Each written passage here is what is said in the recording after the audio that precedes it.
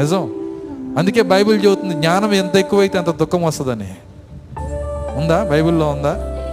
ఎంత జ్ఞానం ఎక్కువైతే. సో మన ఇండియన్స్ అవన్నీ పట్టించుకోరు.